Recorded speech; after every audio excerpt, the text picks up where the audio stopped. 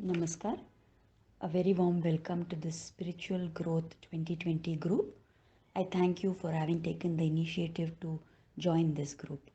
My name is Anusuya and I'm in Bangalore. And I thought, or I was divinely inspired to come up with a plan like this for this year's Dhanurmaasa or Margade Masam. Now, all of us, we've been doing some or the other spiritual practice probably. Some of us may be new, but many of us have involved in some or the other form of spiritual practice. The question to be asked is, has that practice really brought about any kind of a change or transformation in me? If yes, then fine, please continue whatever it is that you have been doing. And you probably may not require to be in this group also. But if not, and if you feel that you are not really progressing the way you wanted to, you need to introspect and ask yourself why that may be. Probably it could be either because you have not consistently practiced whatever was to be done. Sometimes it may be that we are doing the wrong practice or our practice is insufficient to bring about any meaningful result. And in some cases, we may be doing consistently, we may be doing the right practice, we may be doing it in sufficient quantities, but we may be doing it very superficially or mechanically with no insight at all. So the objective in getting all of us together in this group and trying to do things together is to push all of us into developing consistency in what spiritual practice we are doing.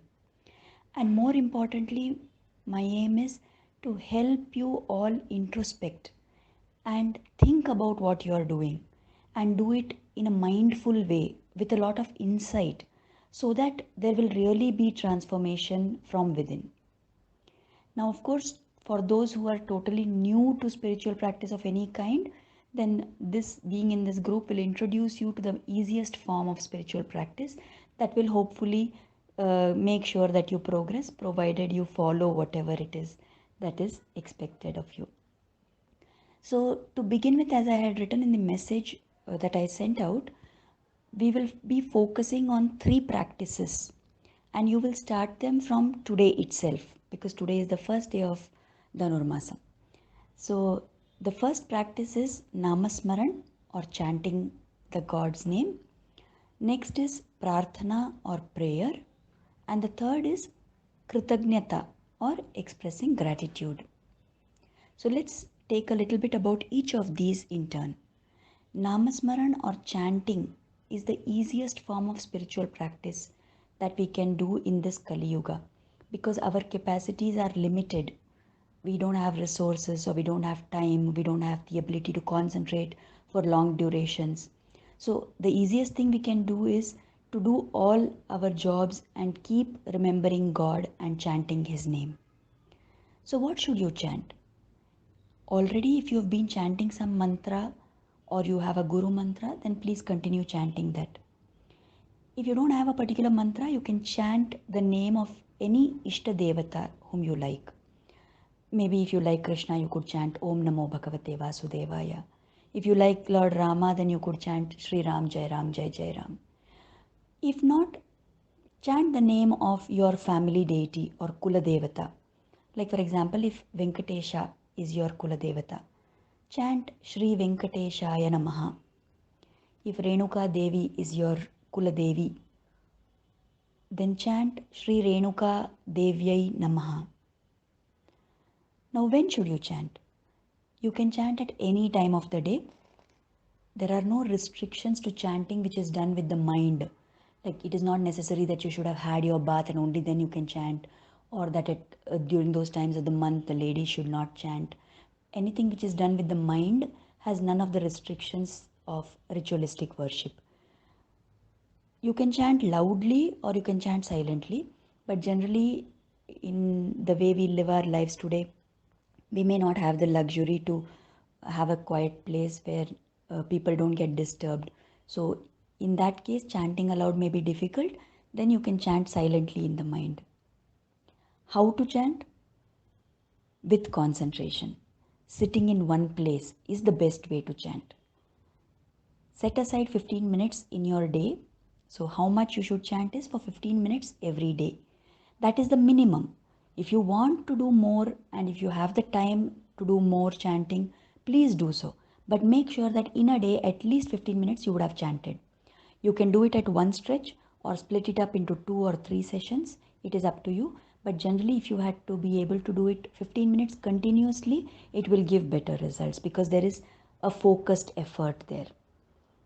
Sit in one place and do if possible, but if you can't, then club it with some other activity where you have reasonable amount of concentration so that you are able to focus on the japa which you are doing. The second thing that we have to do is prarthana, which is prayer. So prarthana is nothing but praying and asking for God's blessings or his grace before any activity that you are going to do. This will help you to surrender that activity itself to God. It will help you gain his grace. And if you are worried about your ability to do something or the outcome of something, then doing this prayer before doing that activity will give you courage to be able to do it well. So this is the second thing that you have to do. A minimum of 10 times every day. It may be any activity. It could be something you're doing in the office. It could be your travel. It could be the cooking you're doing at home. Pray before you do that activity. Mindfully you pray and ask that God should be with you when you're doing it. Ask for his blessings to be able to do it well. And offer that activity to him and do it. Now, after that activity is over, whatever it may be, make sure that you offer kritagnyata or gratitude. Say thank you for the way in which that activity went well. Focus on what went right and thank God for having been with you as you went through that activity. Now, when you do this also you have to do 10 times minimum every day. And as I said, club it for those same activities where you have done the prayer. So when you have to do any activity, you will first do the prarthana, then do the activity, and immediately after offer kritagnyata to God. Now when you do these things together, it will firstly help to destroy your sense of doership or ownership, that I did it well, it was because of me. And this sense of ownership is what leads to our ego. So if we want to destroy our ego, then praying before an activity and offering gratitude to God and thanking him after the activity is the best way to prevent that sense of ego from developing. Second thing is that you will gradually learn to accept that everything happens as per God's will. And when you get that acceptance, the mental turmoil that we undergo for anything not going as per our expectation, that turmoil will also start reducing. So this is the basic foundation that we have to put. Now these three practices of Namasmaran, Prarthana and Kritagnyata are to be done every single day, all these 30 days of Dhanurmaasa. Of course, you will probably find it easier to continue doing it after this time is over, but please make sure that every day you devote time to do 15 minutes of chanting and prarthana and kritagnyata 10 times minimum in a day. Now, I would also suggest that if you want to build your sense of gratitude, then you could make a list of all the things that you have to be grateful for. Start with 2 items or 5 items in your list on the first day and gradually go on adding more and more number of items to it. Okay? Another suggestion I have is that you should have a book or a diary in which you are going to note down all the things that you are doing. Keep a record of how much japam you did, how many times you did prarthana, how many times you offered kritagnyata. Along with that, also keep a daily record of any experience that you had or any thoughts that you had about this or any change that you noticed in yourself.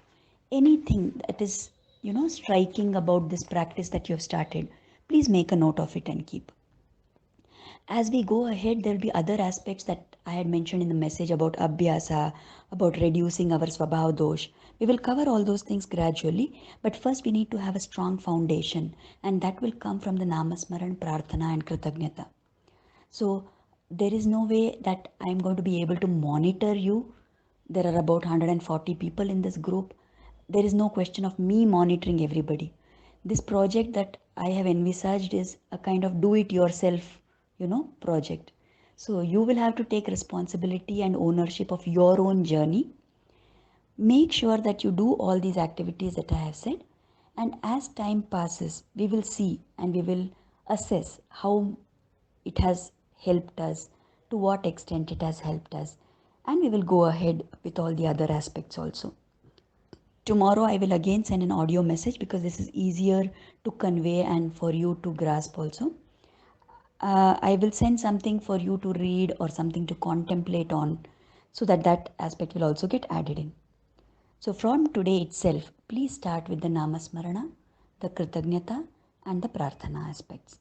If there is any doubt you have, anything you have to ask me, then please do contact me on my phone number 98450 And with the prayer that Lord Krishna should bless us all as we undertake this journey, I end this message. Thank you so much and wish you all a very happy spiritual growth journey. Namaskar.